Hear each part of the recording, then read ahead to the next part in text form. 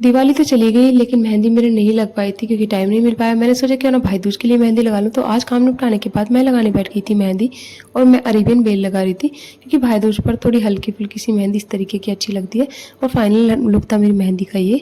और उसके बाद मम्मी बैठ गई थी सब्जियाँ काटने के लिए क्योंकि कल है गोवर्धन पूजा और गोवर्धन पूजा पर हमारे यहाँ पर बनता है अन्नकूट, जिसमें कि 30 से 31 सब्जियाँ बनती हैं एक साथ मिक्स होकर। और मैं सुबह सुबह उठी अगले दिन, मैं सूर्य भगवान को सबसे पहले जल दिया पूजा पाठ की।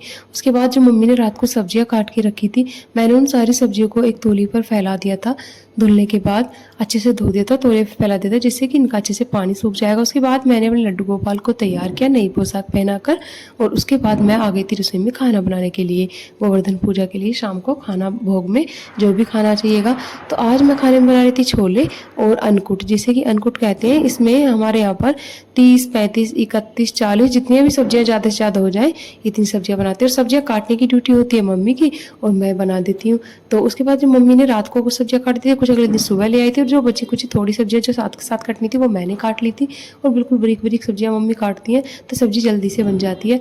यहाँ पर मैंने अन्नकूट बनाकर कर दिया था तैयार और इसके बाद मैंने इसमें लास्ट में लगाया था लाल मिर्ची का तड़का ऊपर से, जिससे कि टेस्ट अच्छा आ जाता है। तो यहाँ पर मैंने अन्नकूट मेरा तैयार था। उसके बाद मैंने हलवा भी बना दिया था, लच्छा आटा सब तैयार कर दिया था। उसके बाद मैं बैठ गई थी गोवर्धन बनाने के लिए। तो मम्मी ने गाय का गोबर लाकर रख दिया था सुबह ही और मैंने यहाँ पर गोवर्धन बना लिया था। उसके बाद मैं गोवर्धन में कलर करने लग गई थी। मेरा बेटा देखकर बहुत खुश हो रहा था गोवर्धन महाराज को और यहाँ पर गोवर्धन महाराज बन गए थे मेरे।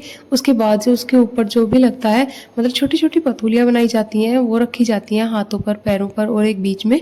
और उसके बाद उसमें गोले की जो सीख होती है उनको कच्ची रुई के साथ एक साथ जोड़ा जाता है। उसके बाद मैं गोवर्धन महाराज तो कंप्लीट कर दिए थे। उसके बाद पूजा के लिए बनाने लगी थी खाना। तो मैंने पूरियाँ उतारी और थाल लगाया भगवान जी के लिए। और थाल लगाने के बाद मैंने अपने हस्बैंड को दे दिया था। मेरे हस्बैंड बैठ गए थे पूजा करने के लिए। हमारे यहाँ पर गोवर्धन पूजा करते हैं मतलब जेंट्स लोग। तो यहाँ पर मेरे बेटा और मेरे हस्बैंड पूजा कर रहे थे। उसके बाद इन दोनों ने परिक्रमा लगाई। परिक्रमा भी हमारे यहाँ पर आदमी ही लगाते हैं। और उसके बाद मैंने माथा टेक लिया था। यहाँ पर भगवान जी से मेरा बेटा ले रहा था आशीर्वाद। तो गोवर्धन पूजा